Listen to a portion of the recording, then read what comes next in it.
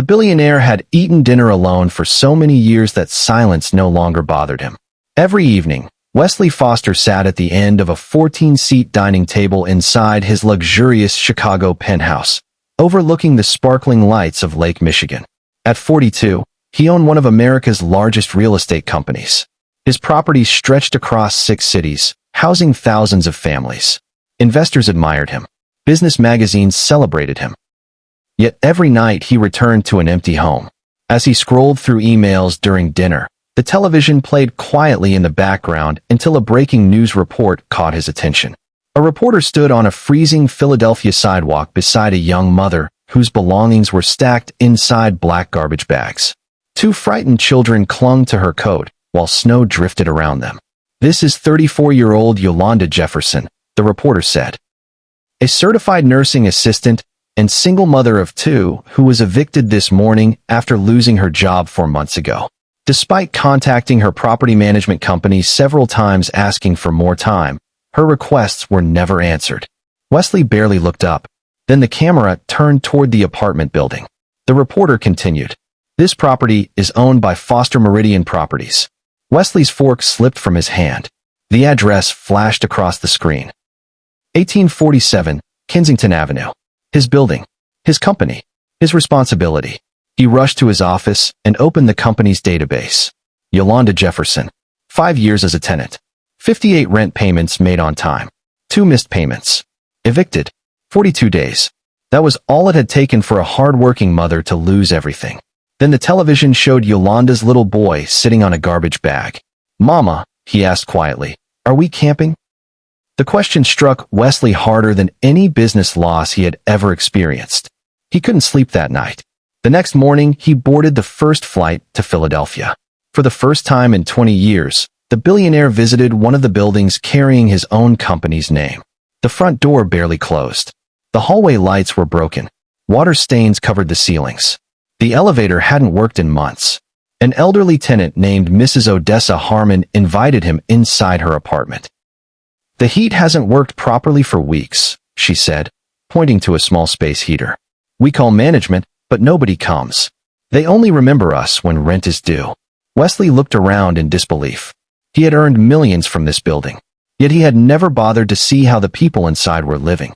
Before leaving, he asked softly, "Did you know Yolanda Jefferson?" Mrs. Harmon smiled sadly. "She worked harder than anyone here. She always checked on me after her night shifts." Losing her home broke everyone's heart. Wesley lowered his head. His company hadn't just evicted a tenant. It had destroyed one of the best people in the building. Later that afternoon, he visited the property management company responsible for his Philadelphia buildings. The regional manager proudly explained their eviction process. Late payment, late fees, court filing, eviction.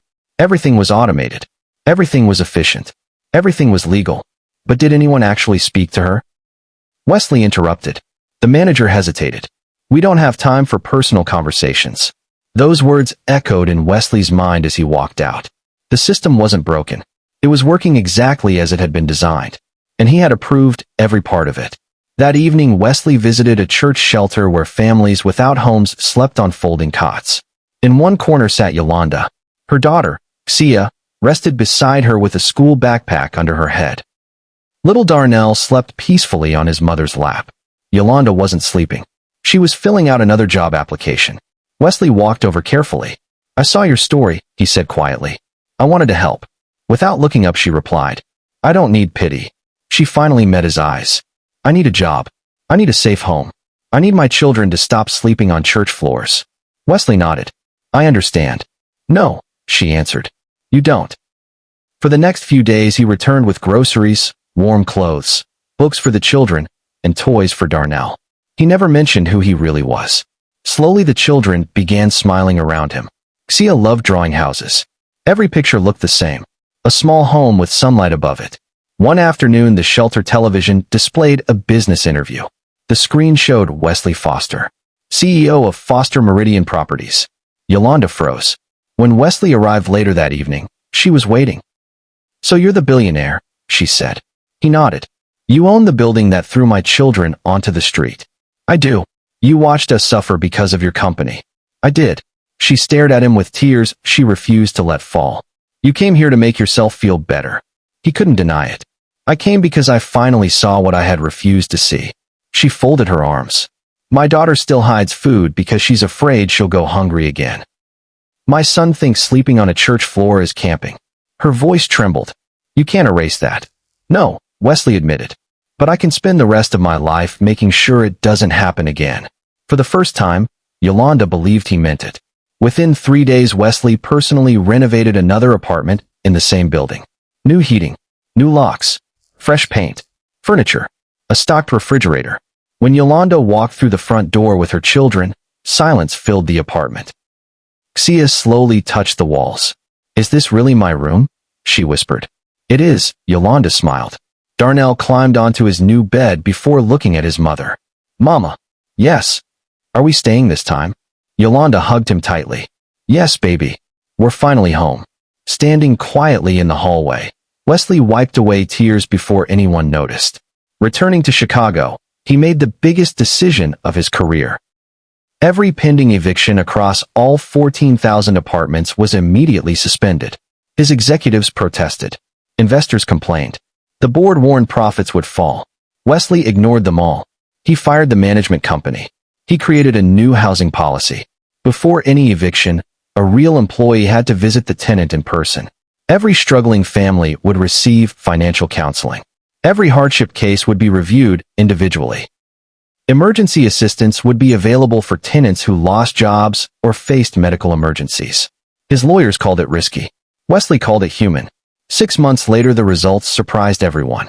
Evictions dropped dramatically. Families stayed in their homes. Maintenance complaints decreased. Vacant apartments became rare. The company actually saved millions by helping tenants instead of replacing them. Compassion wasn't bad business. It turned out to be smart business.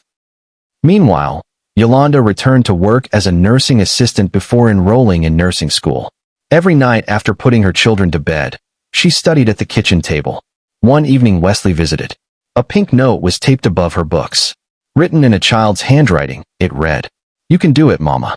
I love you." He smiled. That tiny note was worth more than every expensive painting hanging in his penthouse. 18 months later, Wesley stood once again outside 1847 Kensington Avenue. The building looked completely different. Bright hallways, working elevators, safe apartments, children laughing outside. Yolanda, now a licensed practical nurse, stood beside him as they announced the Open Door Initiative, a program that would provide emergency housing assistance, legal aid, and tenant advocates for struggling families. When reporters asked Yolanda why she agreed to work with the man whose company had once evicted her, she answered simply, "I didn't forgive him because he was rich. I respected him because he changed." After the event, little Xia walked over to Wesley holding one of her drawings. It showed a colorful apartment building with smiling families standing outside. She handed it to him. "There's another girl in my class whose family lost their home," she said softly. "Can you help her too?" Wesley smiled. "Tell me her name. I'll do everything I can." That night, he returned to his penthouse. The view outside hadn't changed. The expensive furniture hadn't changed. The silence hadn't changed. But he had.